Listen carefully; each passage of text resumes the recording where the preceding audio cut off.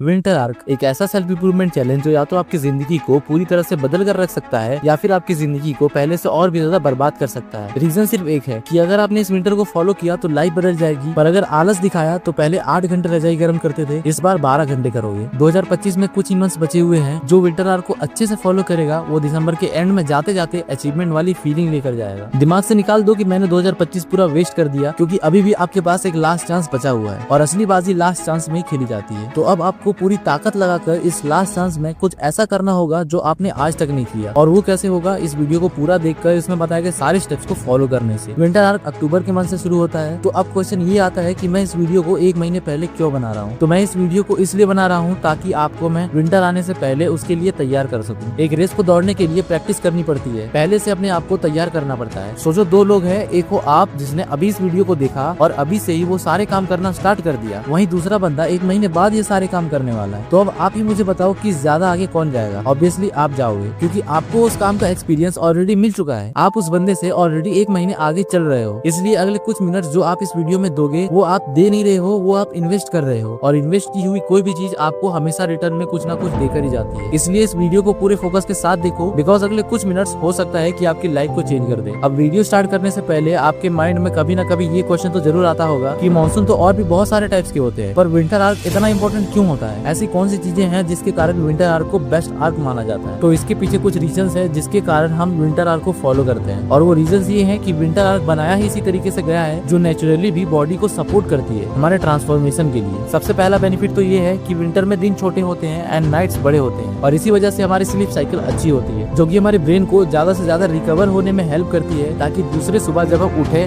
तो fully charge होकर अपने सारे काम को कंप्लीट कर सके। दूसरा बेनिफिट ये होता है कि इस टाइम पे टेम्परेचर ठंडा होता है एंड इसमें काम करना ईजी होता है, क्योंकि ठंड में आप 1 से 2 कपड़े पहनकर अपने काम को कर सकते हो। पर गर्मी में अगर आप अपने सारे कपड़े उतार भी दो तब भी आपको गर्मी लगती है और माइंड पूरा डिस्टर्ब हो जाता है, जिसके कारण काम करने में मजा ही नहीं आता और वो इंटेंस फोकस भी नहीं बन पाता। पर विंटर में ऐसा नहीं होता, यहाँ टेम्परेचर नॉर्मल होता है, जिसके कारण माइंड भी शांत एंड कूल रहता है एंड हमारा मन काम को पूरे इंटेंस फोकस के साथ कर पाता है। तो ये तो हो गई वो सारे बेनिफिट्स जो हमें विंटर सीजन में मिलती है, ताकि हम अपने आप को चेंज कर सकें। अब हमें ये समझना होगा कि इस विंटर आर्क चैलेंज में हमें कौन कौन सी चीजें करनी चाहिए। पर उससे पहले मैं एक बात क्लियर कर देता हूँ कि विंटर आर्क ये गारंटी नहीं करता कि आप लाइफ में सक्सेसफुल हो जाओगे, पर विंटर आर्क आपकी हेल्प जरूर करता है अपने आप को ट्रांसफॉर्म करने में। तो अगर आप इस चैलेंज को लेने के लिए तैयार हो तो आपको सबसे पहले ये जानना होगा कि इस चैलेंज में आपको करना क्या है। Number 1, disappear. मैंने अपने बहुत सारे वीडियोस में इस बात को कहा है कि गायब हो जाओ, डिसअपीयर हो जाओ, आइसोलेशन में चले जाओ, एक एलोन चैप्टर के साथ गुजरने की कोशिश करो, क्योंकि आप जिस सोसाइटी में रहते हो, जिस फ्रेंड सर्कल में रहते हो, वो ये बिल्कुल भी नहीं चाहते कि आप बदल जाओ, आप ट्रांसफॉर्म हो जाओ। वो चाहते हैं कि हम जिस तरीके से एक प्रोग्राम लाइफ जी रहे हैं आप भी उसी तरीके से बस जीते रहो, लाइफ के फ्लो में चलते रहो। इसलिए आपको डिसअपीयर होना पड़ेगा, सारे लोगों से कनेक्शन कट करना होगा, सिर्फ घर वालों से और इम्पोर्टेंट लोगों से कनेक्शन रखो। पर अगर काम ना हो तो अभी सबको इग्नोर करो, क्योंकि जब आप अकेले में रहते हो तो कोई दूसरा इंसान आपको परेशान नहीं करता और आप अपने काम को पूरे इंटेंस फोकस के साथ कर पाते हो। मतलब साफ है कि जब आप अपनी लाइफ में अकेले हो जाओगे, ना किसी दोस्त से बात करना, ना कोई पार्टी, ना कोई गेम्स, तब आपका दिमाग उस लेवल को अनलॉक कर लेगा जिसमें आपके अंदर सोचने की आपकी खुद की क्षमता बढ़ जाएगी। तब आपको ये समझ आएगा कि अभी तक जिस जिंदगी के अंदर मैं फंसा हुआ था वो तो बस इस दुनिया का एक फ्लो था जो टाइम के साथ एक इंसान को बहाते हुए ले जाती है, और अगर उस इंसान ने टाइम पर अपने आप को वहाँ से बाहर नहीं निकाला तो वो इन फ्यूचर बर्बाद हो जाता है। तो अब आप डिसअपीयर हो चुके हो, आपको डिस्टर्ब करने वाला कोई नहीं बचा। अब आपको हर दिन बस कंसिस्टेंसी के साथ इन चीजों को फॉलो करना है जो मैं अभी इस वीडियो में बताने वाला हूँ। बट मैं आपको ये बात पहले ही बता दूं कि ये वो रूटीन है जो मैं फॉलो करता हूँ एंड इसी की वजह से पिछले साल मैं अपने आप को बदलने में सक्सेसफुल रहा था, इसलिए मैं इसे आप सबके साथ शेयर कर रहा हूँ। Number 1, wake up early. सबसे पहले तो आपको दिन की शुरुआत सुबह सूरज के निकलने से पहले उठकर करनी है, क्योंकि इस टाइम पर टेम्परेचर बिल्कुल नॉर्मल होता है और आप एकदम फ्रेश फील करते हो।